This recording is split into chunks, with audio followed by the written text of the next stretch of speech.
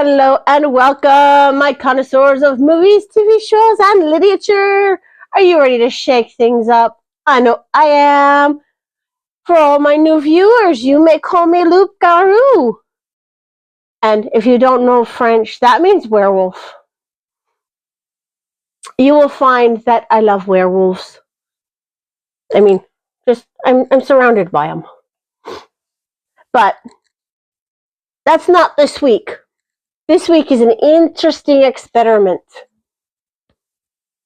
that my camerawoman said, "Why aren't you doing it later in the year?" Because I don't want to.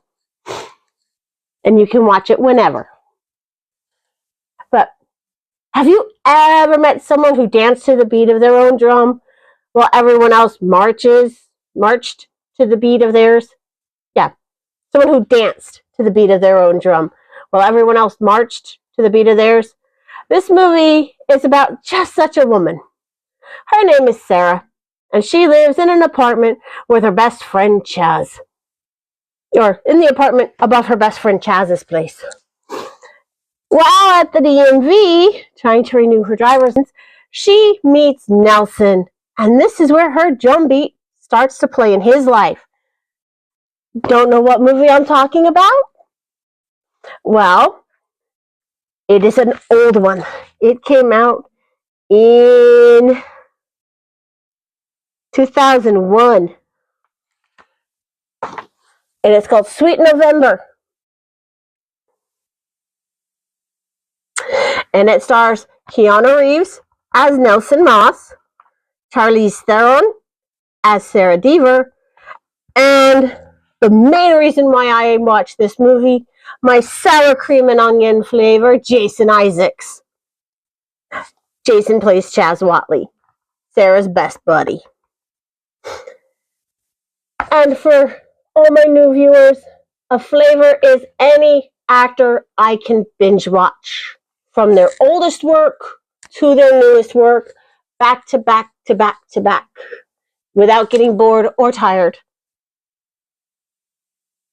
Sadly, Jason right now is not my favorite. He is I don't know which current flavor I want to watch, so I'm going to watch a Jason movie. Which kind of makes him tied on current favorite flavor. But at the very start of this movie, it is quite apparent that Nelson has a very unhealthy work-life balance. And he's becoming downright antisocial and nasty towards those who are trying to have an actual life with him. In pursuit of his job and being the best in his business. He makes advertisements. And according to Chaz, later in the movie, he was responsible for one of my favorite old search engine commercials. And I am aging myself big time because Lycos doesn't exist anymore. And I used to love the Lycos commercial where the Scotsman was playing his kilt and the wind was threatening to blow it up while he was playing his bagpipes. And the sweet little company mascot, the little black lab Lycos, was racing to get him a pair of boxer shorts. Absolutely loved watching that commercial. And they basically said Nelson was responsible for it, which makes it fun or fiction. But as you see at this point in his career, Nelson has lost his mind. And he wants to push the boundaries of edge. And he took a food that already has too many phallic similarities don't believe me, watch the original Buffy the Vampire Slayer movie with Luke Perry, because his buddy took a hot dog and said, "Hey, Buffy, chew on this," and Buffy cut it in half. And he's like, "Hey, she ruined my hot dog." That was such a funny scene. So, as perverse as that scene was in Buffy the Vampire Slayer, Nelson made his advertisements worse. It was like trying to market a G movie with R trailers. It was so wrong on so many levels, and he decided that the best catchphrase was, "It's a hot dog," with a little girl in a devil costume. Blech. I wouldn't buy it. I don't care if it was the best tasting hot dog out on the market. I would not buy it because like the owner of the company said, it's cheap, tasteless crap of an advertisement. And his boss fired him for it. This happens within like the first 10 minutes, 20 minutes of the movie, so I'm not spoiling much. But Sarah enters Nelson's life because Nelson caused her to fail her retest. And really aging this movie, this is back when you sat in a room with a paper test with a group of other people. And he's trying to copy off her paper, and she gets blamed for it and loses her right to drive for a month. When she confronts him on it in the parking lot, he gives her the brush off and tries to buy forgiveness for costing her her license. And she decides, no, he needs my help. So she goes about showing him just how antisocial he had become. But you're wondering, where's Chaz fit into all of this? Well, I have said this to many a person in public, face-to-face. Everybody needs a friend like Chaz.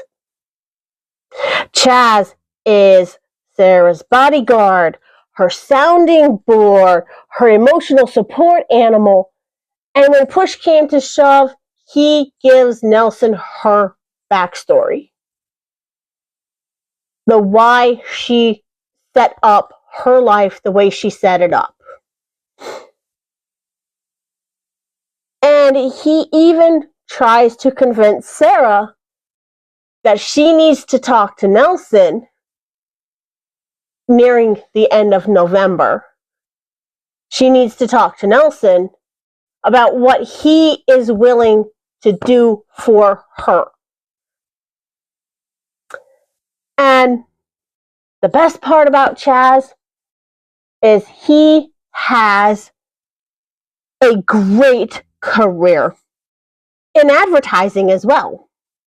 He works for the company Baker Bohannon, which pisses off Nelson because that's who the hot dog company went to.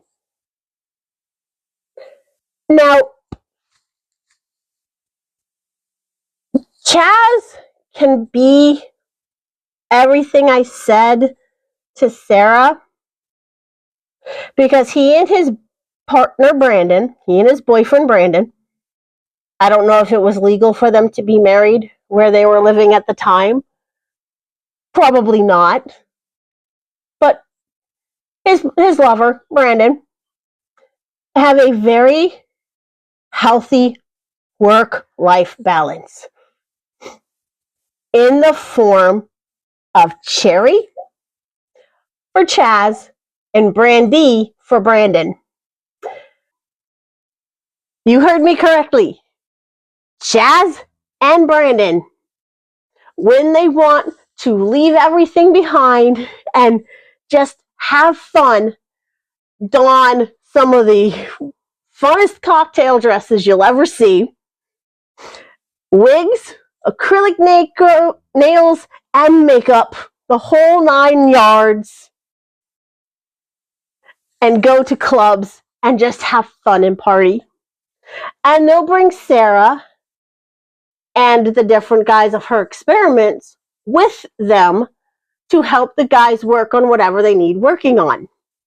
In Nelson's case, loosening up and getting a life. When Nelson confronts Chaz about the hot dog account, he confronts him while he is as Cherry, and Cherry responds, "Nelson, give it a rest. Cherry doesn't care about things like that."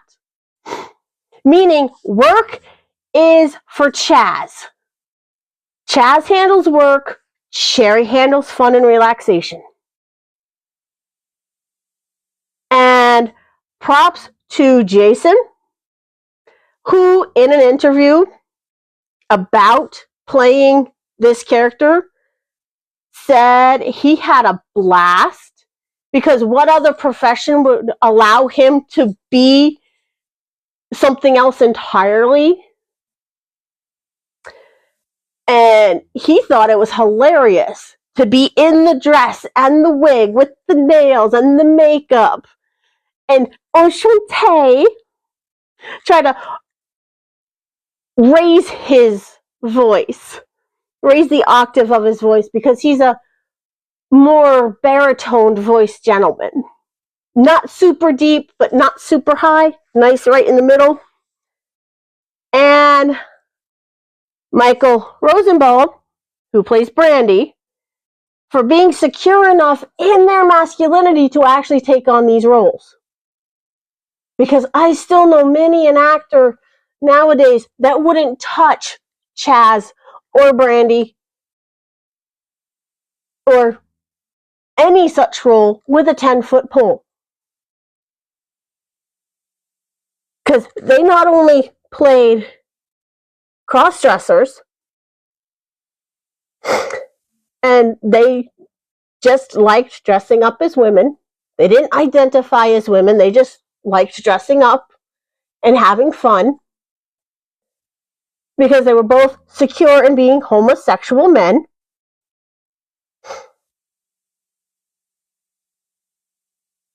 Yes, my camera woman made a very nice point. Not all homosexual men are cross-dressers. These two happen to be, and there are some cross-dressers that are heterosexual. So, there you go. You can't paint everybody with one brush and say, this is humanity. No, we are multifaceted. Now, I am going to say this. Do not watch this movie if you cannot stand the idea of somebody with a fatal illness not getting treated in a hospital. Because massive spoilers, and this is what Chaz tells Nelson.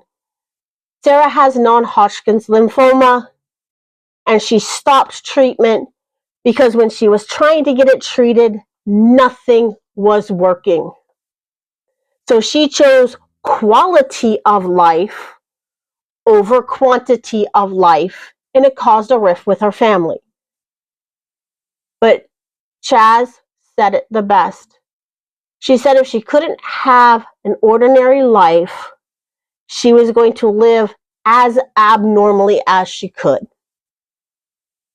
And she made up a list of rules that she followed, and one of those rules was not letting anyone get close enough to be hurt by her illness.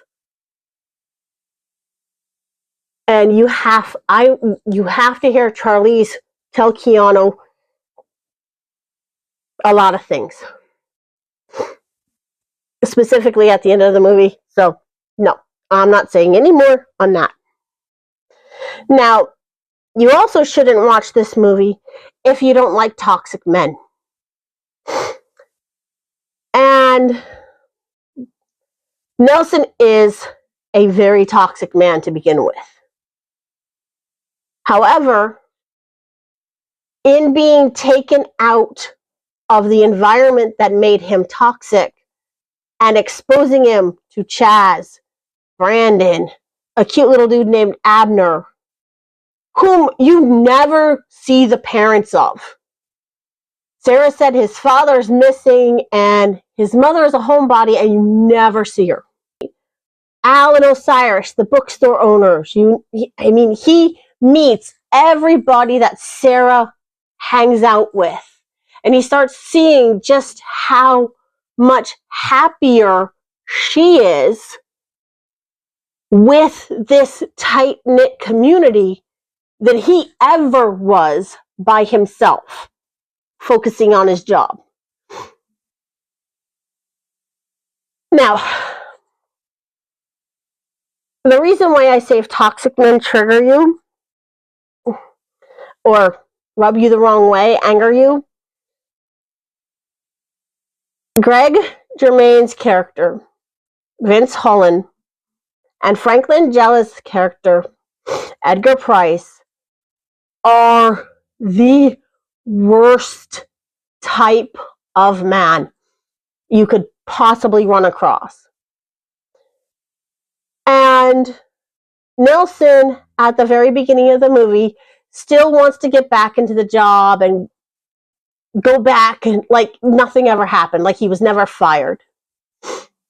So he asks Vince, who's still in the game, to set up a meeting with Edgar Price. Halfway through the month of November, they have their meeting. But we're going to step back a little bit. Vince has more one-night stands than is healthy. And when he meets Sarah, he has a girlfriend named Lexi. However, he can't remember her name. And when Sarah calls him out on it, he says, oh, they don't care if I can't remember their names. They just don't, so long as I pick up the checks. No. It's basic decency to remember whom you're dating's name. He doesn't have it. And Price, Edgar Price, is another level of piece of work. So we're going to go back to that meeting. They're sitting around the table in this really fancy restaurant. And in a blink and you'll miss it scene, Edgar's eyes look towards the server, and then you hear him, ouch, as she stumbles. But he had, if you watch, slid his foot so the server tripped over it, causing her to spill the drinks on the table. She's trying to apologize for the mess, and he chews her out for being bad at her job. When it was entirely his fault she spilled the drinks because he put his foot in the way of her step. He deliberately tripped her so he could yell at her to gauge the reaction of Nelson and Vince. Vince joined along and started berating her. Nelson immediately got angry on her behalf because it was uncalled for to chew her out the way he did. And he turned down Price's offer and he left. He's like, it's not the offer. It's you I don't like. He got up and he left. Vince showed how little he cared about Nelson as a person And it became a how dare you ruin my chance at a better job. Which circles back to something Sarah had asked Nelson. And again, you need to listen to her words of wisdom because I don't do them justice. Have you seen Sweet November? Will you see it? I highly recommend it just to watch Jason. However, will you avoid watching it because of Jason and Michael wearing dresses? Will you avoid it because Sarah stopped treating her cancer in favor of living her life to the best she can for as long as she can? Will you give it a chance to see how Nelson truly handles Vince and Edgar? Will you watch it to learn more about little Abner? Because I didn't talk much about him. But let me know in the comments. Kindness is the key to understanding. So be nice to me. Be nice to each other in the comments. Rescue the subscribe button from zombies. Tend to whatever injuries the like button may have acquired over its use and abuse on the internet. Ring the bell so you get notified and you draw the zombies away from you. And I'll see you in the next one. Bye!